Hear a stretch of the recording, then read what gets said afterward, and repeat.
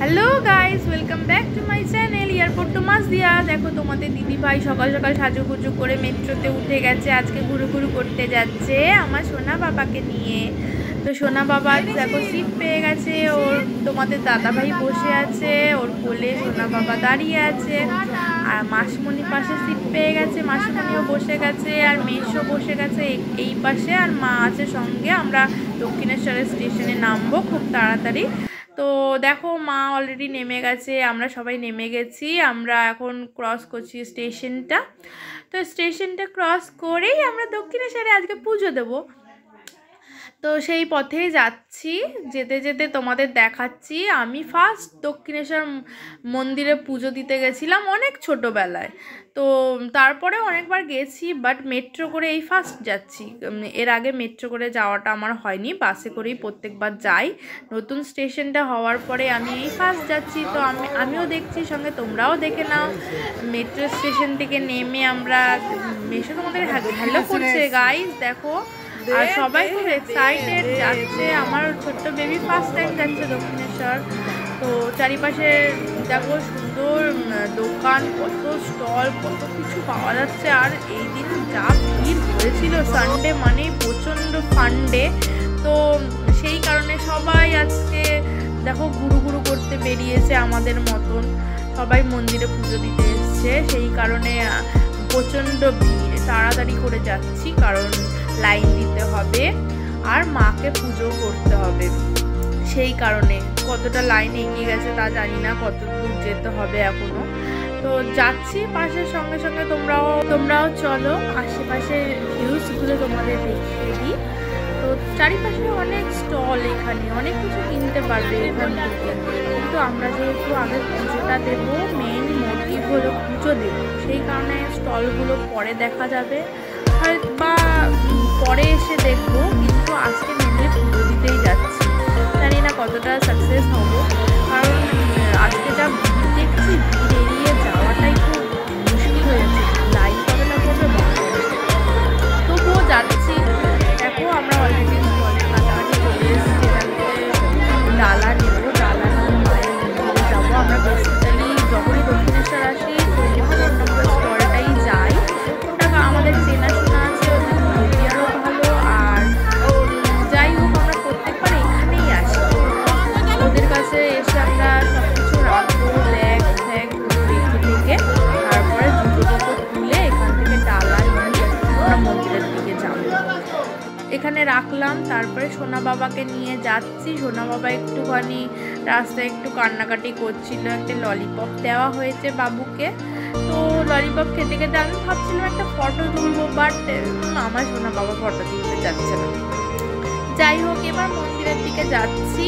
তো অনেকে বলছে যে ফোন অ্যালাউড না, সেই কারণে আমি ফোনটা কত দূর নিয়ে যেতে পারবো তা জানি না। মন্দির পর্যন্ত হয়তো যাওয়া হবে না, যেটুকু পারছি তবুও তুলে নেওয়ার চেষ্টা করছি ভিউজগুলো। তো দেখো আমরা মন্দিরের দিকে এগোচ্ছি, লাইন তো প্রচুর পড়েছে আজকে, তবুও দেখা যাক, মাকে পুজো দিয়ে আসি। কতক্ষণে হয় জানি না, বাট পুজো তো দিতে হবে। আজকে এসেছি মেনলি পুজো দেওয়ার জন্যই। মাসিমণি যাচ্ছে। আজকে গাইস প্রচন্ড ভিড় দক্ষিণেশ্বর মন্দিরে, তো তবুও পুজো দিতে তো হবে। এসে গেছি যখন, পুজো না দিয়ে আজকে যাচ্ছি। তো মন্দির পর্যন্ত তো তোমাদের ভিডিওটা কন্টিনিউ করতে পারবো না, তো আপাতত এইদিকে যাচ্ছি যতক্ষণ না মন্দিরের আশেপাশে যাচ্ছি। তো সেই কারণে মন্দির পর্যন্ত যাওয়া অবধি কন্টিনিউ করবো, তারপরে আমরা পুজো দিয়ে বেরিয়ে আবার স্টার্ট করবো ভিডিওটা। তো আমরা এখন আপাতত চলে এসেছি মন্দিরের কাছাকাছি। আমরা এখন ফোনটা কিছুক্ষণ অফ রাখতে হবে, তারপরে আমরা চলে এসেছি। দেখো ভাত খেতে, আমি ভাত খাইনি যদিও, আমি নানপুরি খেয়েছি, ছোলা ভাটোরা খেয়েছি, আর একটা গোলাপ জামুন খেয়েছি। মা ভাত খেয়েছে, আর বিভিন্ন ধরনের নিরামিষ তরকারি ফরকারি কী ছিল, পনির ওইসব খেয়েছে। দেখো আমার খুব খিদে পেয়েছিল, কি যে আনন্দ করে খাচ্ছি তখন, ও এই স্বাদের ভাগ হবে না গাইস। খিদের পরে খেতে যা ভালো লাগছিল। যাই হোক এরপর আমরা চলে যাচ্ছি বেলুড়ের পথে। তো দেখো গাইস আমরা চলে এসেছি নতুন বেলুড় ঘাটে। আমরা বেলুর ঘাটে যখন যাচ্ছিলাম তখন ভিডিওটা আবার কন্টিনিউ করছি। বেলুর ঘাটে আমি ফার্স্ট টাইম আসলাম, কারণ কি এর আগে অনেক আগে এসেছিলাম, এই ঘাটটা তখন হয়নি। অনেকদিন পরে যাচ্ছি, দক্ষিণেশ্বরে এসেছি, বেলুড়ে যাচ্ছি, প্রচন্ড এক্সাইটমেন্ট গাইস আজকে, জাস্ট ইলাল্লা। যাই হোক, তারপর ওখানে এসে দেখো আমরা কিছু ফটো তুললাম। ফটো তোলার পরে যাচ্ছি, লাইন এগোচ্ছে, এখানেও লাইন। ও গাইস সেদিন তো আমার জাস্ট মাথা ব্যথা হয়ে গেছে, লাইন দিতে সব কিছুতেই লাইন। আজকে তো মানে লাইন দিতেই আমরা এগোচ্ছি। যাই হোক, যেরকম রুলস রেগুলেশন সব কিছু মেনটেন করতে হয়। যাই হোক, এখন যাচ্ছি, দেখো কত লোক নামলো, লঞ্চ ভরে লোক নামলো, আর আমরা এখান থেকে উঠবো গাইস। এখন যাচ্ছি বেলুড়ে, জাস্ট অসম।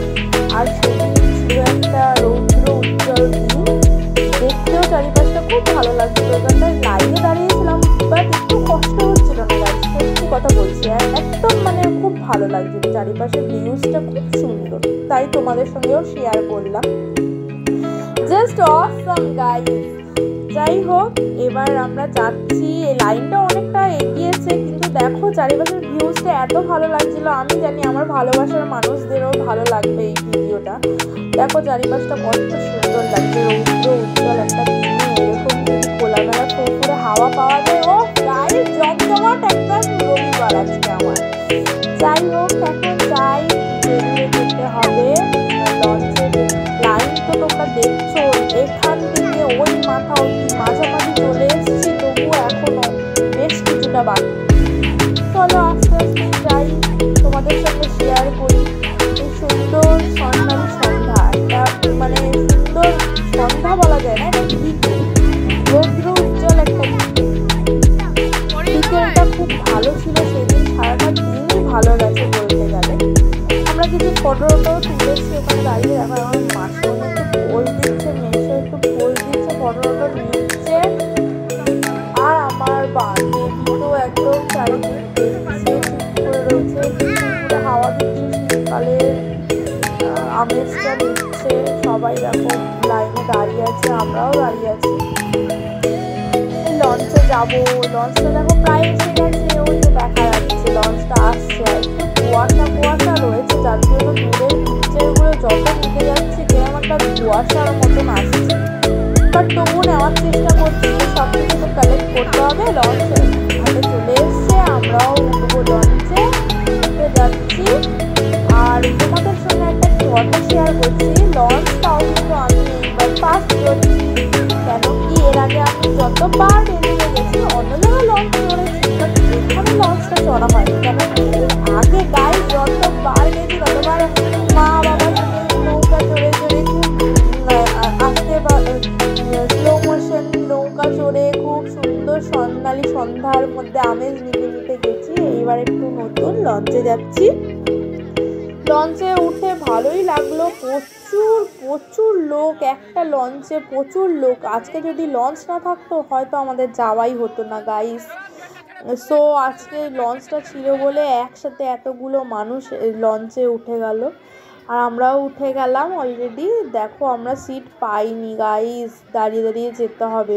যদিও ভিউজটা খুব ভালো, আমি এখান দিয়ে একটা সেফটি জায়গা পেয়ে গেছি এক কিনারে, তো এই কিনার থেকে আমি এই নদীর আমেজটা নিতে পারবো আর তোমাদের সঙ্গে শেয়ারও করতে পারবো। সেই জন্য আমার একটু খুব ভালো লাগছে, এখান থেকে ভিডিওসগুলো নিতে পারবো।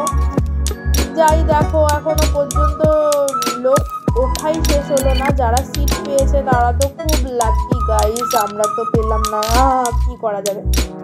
যাই হোক আমরা এখান থেকেই লঞ্চটা এখন কখন ছাড়বে সেই জন্য ওয়েট করে আছি, কখন যে ছাড়বে আর যাব বেলুড়ে। আর সেই কথা ভেবেই এখন আমরা লঞ্চের মধ্যে দাঁড়িয়ে রয়েছি, কি করব যতক্ষণ না ছাড়ে। সবাইকে না তুলে তো আর ছাড়বে না। আপাতত সবাই উঠে গেছি আমরা, লঞ্চটা ভর্তি হয়ে গেছে, এবার লঞ্চটা ছাড়বে। তো দেখো আমরা যেতে আরম্ভ করে দিয়েছি বেলুড়ের পথে। যা আনন্দ হচ্ছিল, খুব ভালো লাগছিল লঞ্চে করে যেতে। আর একদম সাইডে দাঁড়ানোর একটা ভালো ব্যালকনি টাইপের পেয়ে গেছি আমি। তো সেখানে দাঁড়িয়ে দাঁড়িয়ে তোমাদেরকে বিভিন্ন ভিউজগুলো আমি দেখাবো। আমার সঙ্গে যারা রয়েছে দেখো সবাই কত আনন্দ করছে, ও কত ধরনের মানুষ এসছে এখানে।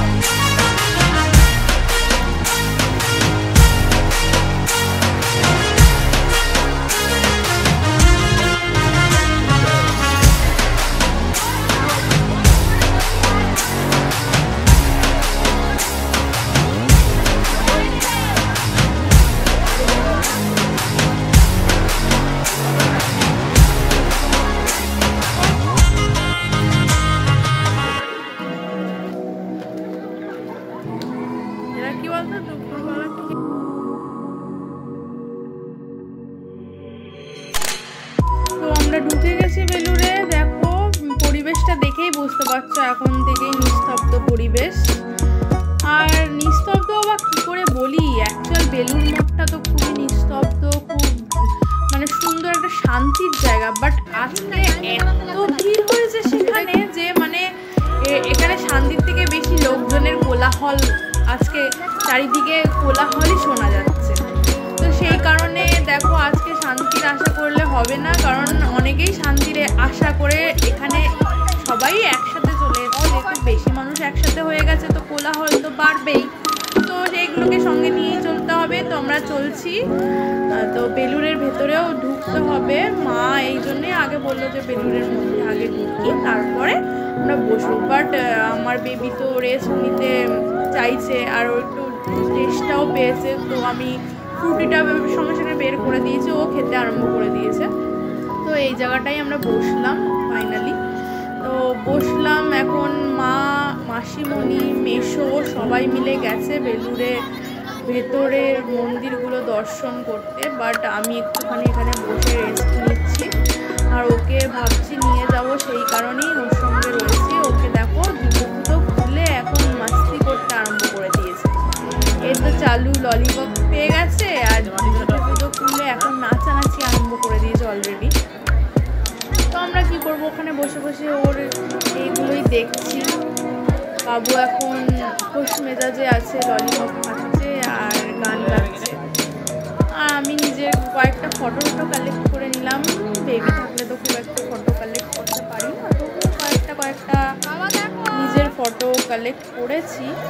দেখো এখানটায় বসে আমরা রেস্ট নিচ্ছিলাম, অনেকে এখানে বসে আছে, ভালোই লাগছিল। সুন্দর ফুলছে হাওয়া, ভিতরের পরিবেশ শান্ত না হলেও আজকে লোকজনও যেন ভালো লাগছে। যাই হোক, তো এখানে বসে যে একটা ফটো আমি নিয়েছিলাম, তারপরেই আমার মার সাথে চলে গেলাম দর্শন করতে। দেখো আমি ফার্স্টে এই মন্দিরটা ঢুকছি, মা যাচ্ছে আগে আগে আর আমি যাচ্ছি পিছনে পিছনে। আমি নিজেকে তো ক্যামেরা বন্দি করতে পারছি না, অন্তত মাকেই করি, তাই ভেবেই মা আগে আগে যাচ্ছে, আমি পিছনে পিছনে যাচ্ছি। দেখো এখানে আমরা ঢুকছি। এখন সব কিছু যেন অনেকটা পাল্টে গেছে। এসেছিলাম বেশ অনেক দিন আগে, তো অনেক দিন পরেই যাচ্ছি, যেন মনে হচ্ছে যেন সব কিছুই অন্যরকম হয়ে গেছে। এই যে এই জায়গাটা ঠিক এইরকম ছিল না, ডেকোরেশনটা এমনই করে ফেলেছে এখন দেখতে আরও আরও আরও ফ্যান্টাস্টিক লাগছে। তো যাই হোক, অনেকদিন পরে আসলাম, এমনিতেই বেশি ভালো লাগছে, তার সঙ্গে এই যে ডেকোরেশনগুলো দেখতে আরও ভালো লাগছিলো। যাই হোক, এখন প্রবেশ করছি এর মধ্যে। তো দেখো আজকে প্রচুর লোক, ডেকোরেশন দেখাবো কি, শুধু লোকের মাথার পর মাথা উঠছে। বেশি একটা দেখাতে পারছি না, বাট যতটুকু পারছি আমি কিন্তু মিস করছি না গাইস। দেখো ক্যামেরা কিন্তু অলরেডি অন আছে, আমি যতটুকু পারবো তোমাদের জন্য কালেক্ট ডেফিনেটলি করব। তো আমি দেখো ওই ভিড়ের মধ্যেও কিছুটা যতটুকু আমার সাধ্য মতন পেরেছি আমি কালেক্ট করেছি এখান থেকে ভিউজগুলো। যেহেতু শান্ত নিলিবিলি পরিবেশ, এখানে তো কথা বলাও বারণ, জাস্ট এই মন্দিরটার মধ্যে সকলেই ধ্যান করছে, কথা বলা বারণ, এখানে নীরবতা পালন করতে হয়। তো সবাই স্লোলি এগোচ্ছে, আমিও যাচ্ছি। দেখো অলরেডি আমি এইটা হলো রামকৃষ্ণদেবের মূর্তিটা, সেটা তোমাদের দেখালাম। আর এই যে বাইরের ভিউজটা, যেটুকু আমি ফ্রন্ট থেকে তুলতে পেরেছিলাম তুলেছি, আর যেটুকু ব্যাক থেকে তুলতে পেরেছি সেটাও তুলেছি। চলো এবার চলে এসেছি আমরা স্বামী বিবেকানন্দ দেবের সেই ঘরে, যেই ঘরে উনি থাকতেন বহুকাল আগে, বাট এখনো পর্যন্ত সেই ঘরটা সেই রকমভাবেই সাজানো আছে। এইটা হলো সেই বিছানা যেইখানে উনি শুতেন, আর বিভিন্ন ওনার আসবাবপত্র নিত্য প্রয়োজনীয় জিনিসগুলো এখানে সুন্দরভাবে রাখা আছে।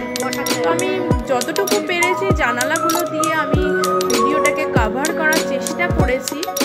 তো এখানে নীরবতা পালন করতে হয়, তো আস্তে আস্তে স্লোলি আমরা সবাই এগোচ্ছি, সবাই একটু ভিডিও করতে ইচ্ছা করছে, সবাই এগোচ্ছে, ওই জন্য আরও লেট করে আমিও সেইভাবেই এগোচ্ছি, কারণ আমাকেও তো ভিডিওটা কন্টিনিউ করতে হবে। তো চলো আবার দেখাই তোমাদের এই জানলা দিয়ে আমি যতটুকু দেখতে পাচ্ছি। এখানে দেখো ওনার একটা চেয়ার রাখা আছে যেখানে উনি বসতেন, সেখানে ওনার একটা ছোট্ট ফটো রাখা আছে, আর ওই পাশে দেখো টেবিল রাখা আছে, চেয়ার রাখা আছে, আর ওই পাশে স্বামী বিবেকানন্দ একটা ভালো মূর্তি রাখা আছে, সঙ্গে রামকৃষ্ণদেব আর সারদা মায়ের ফটোটাও সুন্দরভাবে সাজানো আছে এই ঘরের মধ্যে। দেখো কত সুন্দরভাবে দেখা যাচ্ছে, আমি যতটুকু পেরেছি দেখো তোমাদের জন্য নেট ক্রস করে আমি যতটুকু পেরেছি আমি ভিডিওটা কালেক্ট করার চেষ্টা করেছি। তো দেখার পরে নেমে আসলাম আবার বাইরের গার্ডেনে। দেখো প্রচুর মানুষ এখানে বসে আছে, আমরাও বিকেলটা খুব ভালো এনজয় করেছি। এই জায়গাটার মতন এত সুন্দর জায়গা আমার মনে হয় না এত শান্তির জায়গা আরও কোথাও আছে কলকাতার আশেপাশে। আমার তো ওখানে গেলে বেশ ভালো লাগে। বন্ধুরা তোমরাও যাও, তোমরাও মাঝে মাঝে ওখানে গিয়ে একটু আমেজ নাও। এখন শীতের আমেজটা ওখানে গেলে, নদীর ধার, তার সঙ্গে ফুরফুরে হাওয়া, একসাথে সব কিছু মিলেমিশে একা। যাই হোক দেখো সবাই এখানে এসছে ঘুরতে, তো তোমরাও যেতে পারো একটা ছুটির দিন, কোনো একটা ছুটির দিনে এই জায়গায় যদি একটা দিন কাটাতে পারো মনে হয় খুব একটা খারাপ লাগবে না। আমার তো বেশ ভালো লাগে।